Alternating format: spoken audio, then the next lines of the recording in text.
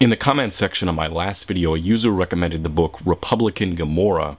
I was actually quite surprised that I never heard of this book before, or at least, if I had heard of it, that I had never given it any serious attention. But after watching several talks by the author, as well as finding out that the book was only $2 on Amazon, I bought it.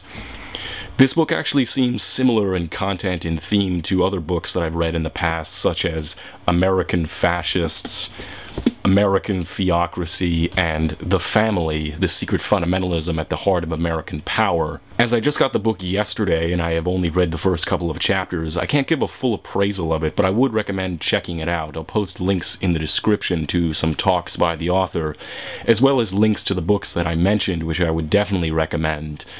This actually dovetails into something that I've been researching recently, which is the persecution of music fans around the globe. And the common denominator in all of this is fascism, or the fascist mentality at least. Other users in the comment section objected to my use of the term the right because they see themselves as being on the right for reasons involving political science. But to paraphrase the book The Family, the American political landscape is less like a straight spectrum with left on one side and right on the other, and more like a tangled Mobius strip. The book The Family goes into details about the links between the early fundamentalists, corporate America, and the Nazis. Many of the early fundamentalists were quite sympathetic to the Nazi movement. In talking about his book Republican Gomorrah, Max Blumenthal repeatedly brings up a concept which he calls a culture of personal crisis. This is similar to what Chris Hedges calls in his book a culture of despair.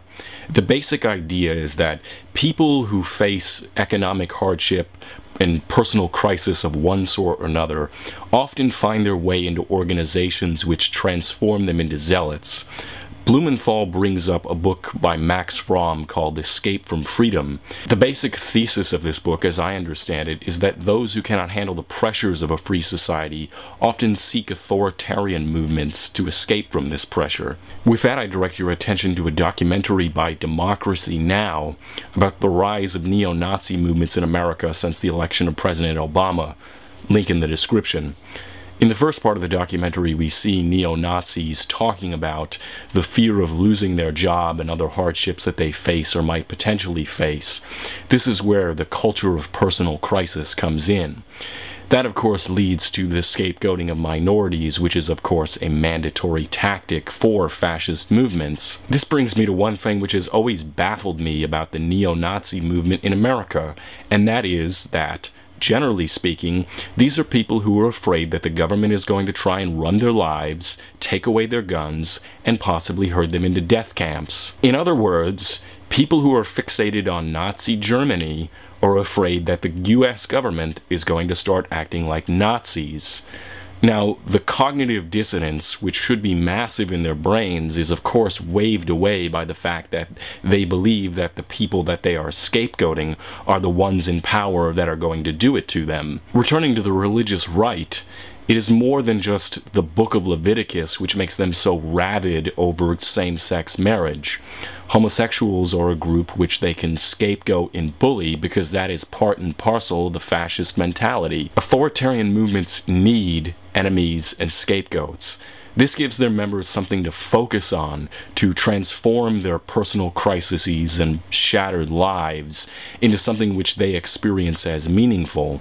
I think that anyone interested in the religious right in the United States or elsewhere should examine fascism, because in many ways it helps to explain things in a much more current and relevant way. It's the political dimensions of these movements which have been badly overlooked by most of the popular atheist writers of the last decade. It also goes a long way to explaining why so many of these people on the religious right seem completely impervious to scientific or philosophical counters to their beliefs. To put it succinctly, it's just not what really motivates them. This is a subject which I definitely want to talk about more in the future, so if you have any thoughts or comments, let me hear them, but that's all for now. Have a good day, and keep fighting fascism.